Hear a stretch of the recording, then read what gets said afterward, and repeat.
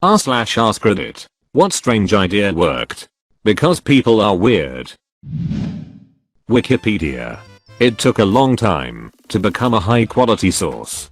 But the desire of people to correct misinformation is so strong that once there was a high volume of information, the quality gradually surpassed that of traditional encyclopedias. It's amazing that it worked. I remember writing most of the article on Jackalope and a good chunk of the one on mosh pits back in 2003 when they were both stubs. Is this what it's like to be famous? There's a store here in Seattle on Aurora Avenue called the Purple Store. Everything they sell is purple. It's been there for years. Sales skyrocketed when Prince died. Not even joking. Over here in Minneapolis, sometimes it's hard to tell if something is a Vikings gift shop or a Prince gift shop. Twitch Plays Pokemon. Twitch Plays Pokemon was beautiful. Taking forever to cut trees. Spending 12 hours trying to cross that one ledge. Making it all the way through Team Rocket's Idiot and beating Giovanni only to dig out before nabbing the Self Scope, Bird Jesus and Helix and all the other Pokemon. And that final successful Elite Four attempt after hours and hours of grinding against them. /Apkindersid. I remember feeling pretty sentimental when the whole thing ended. Spending like a whole day to get to Giovanna's gym because everyone kept falling off that small ledge at the turn was by far the most entertainment I've had on an interactive stream. Googling the number 241,543,903 will result in tons of images of people with their heads in freezers. Somebody out there had a dream. And now it's a reality. Googling 4,636,228,756 results in the same, except this time it's washing machines. Where do you learn these things? Selling products by ending the price with $0.99 instead of clean whole numbers. My mind automatically rounds it now. If it says 14.99 in my head it's 15. They can't get inside my head. Yes. Fundraising money to make potato salad. It took us 3 days to make that potato salad. 3 days. I was at the year booth giving out tokens. That was a great day in Columbus. Howard Stern made a fortune talking to strippers on the radio where you can't see them. To be fair, he did a lot more than talking to strippers to make his fortune. He's an entertainer and a very talented interviewer. People don't keep listening for the bimbos. It's the antics and legitimate celeb interviews. Honey, hey, look, a nest of flying thumbtacks. Bet they are hiding something. This should be the only acceptable way to describe a bee. Sting beans. Grey Goose vodka wasn't selling well, so they just tripled the price and sales went through the roof. Everybody thought, it's more expensive, it must be better and really fancy. Also, Grey Goose made their bottles so skinny and tall, so they would have to be placed on the top shelf. That's really clever. Houston Airport got a lot of complaints that it took baggage too long to get to the baggage claim and people had to wait a long time. They moved the baggage claim farther away from where you get off the airplane, and even though it took just as long, because people had to walk there, they didn't complain. It's why elevators tend to have shiny surfaces in the waiting areas. If you put a mirror by an elevator, people don't worry as much about wait times because they can look at themselves. We really are just monkeys in shoes. A million pixel web page. That dude is a genius. But people who put ads there, weird. The people who put the first ads there sure are. Anyone who joined after a certain threshold was broken probably made a great deal. It was $1 per pixel. Start to finish. In a psychology course we were taking, we were tasked with finding a way to improve the listening ability. Tested through a multiple choice test after a lecture of little kids. What worked? Blindfolding them and letting them doodle as they listened. The doodles? Meaningless. However, they felt like they had freedom. And the only thing of slight interest was the teacher. So our class scored on average, I think, don't quote me on this, 5% higher than the other group's classes. Our class scored on average 5% higher than the other group's classes. Lily Yoyo Need Godget 2017. You mother ducker. People in other countries are often more willing to be nicer to foreigners than to their own kind. Traveling around a small city in China last year, my friends and I were looking for a hotel willing to hold on to our luggage for us while we did some sightseeing around the city for the day. This can be hit or miss in China. Some hotels are willing to do it, some aren't. Except that day, we got turned down by about 3 or 4 hotels before we started to worry that we wouldn't be able to do much sightseeing.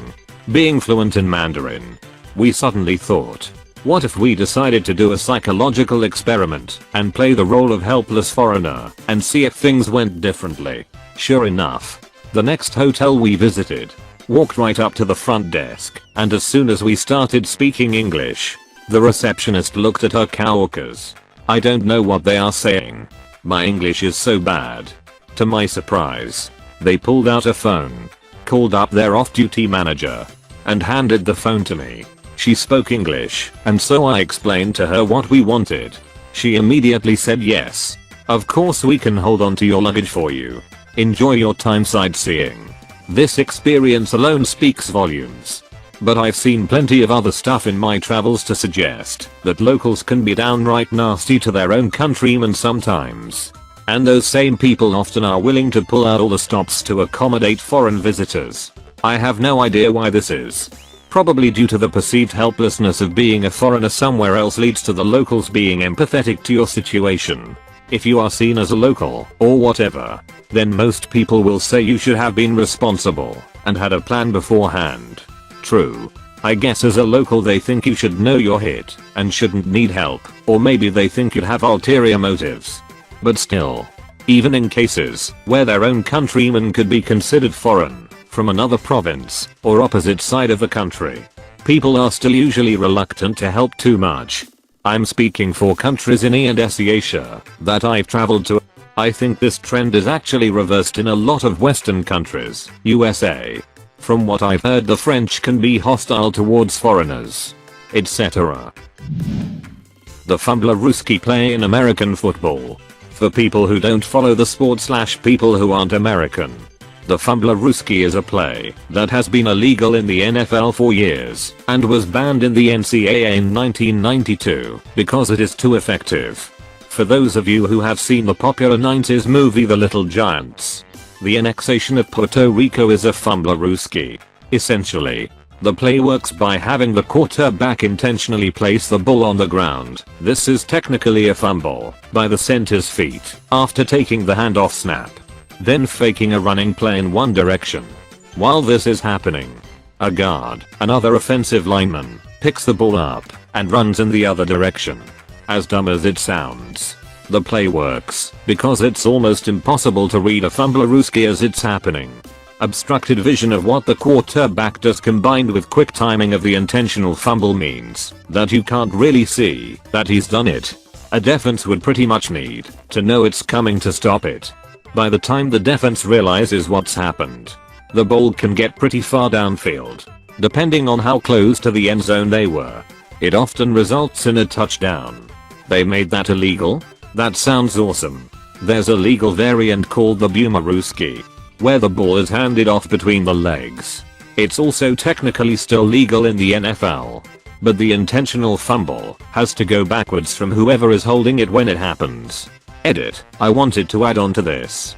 Fumbling backwards as part of a Fumbler Ruski ruins the play because it makes it a lot easier to tell that it's happened. Fumbling forwards allows the quarterback to make it look like the snap happened naturally and that he had the ball the whole time. Electing a billionaire to fix the system that made him a billionaire. You know, I've never heard it put quite like this. It's what they did.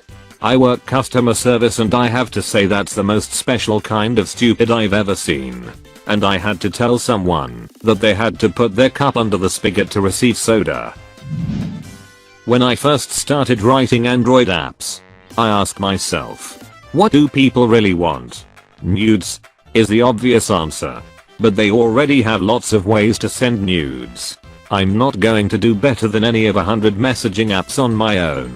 They want to send nudes, and for there to be no trace of them to later end up on a hitty website. So I started working out an app where you could send pictures. On the basis that they could only be seen by the intended receiver or receivers. But the more I thought about it, the more I realized this just isn't a solvable problem. Sure, maybe I could override the screenshot functionality. They could still just take a picture of their phone screen with some other camera. Can't be done, I says to myself. And I'd forget about it. The next year, Snapchat blew up. Turns out people don't need actual security. Out of sight, out of mind is nothing. But it's enough. That had not occurred to me. Turns out people don't need actual security. They need the appearance of security. The reality is apparently unimportant. Also known as security theater. You put on a security play. No one really cares to wonder if it's real. A man decided he was going to try to get a house by making a series of trades that started with him trading one red paperclip.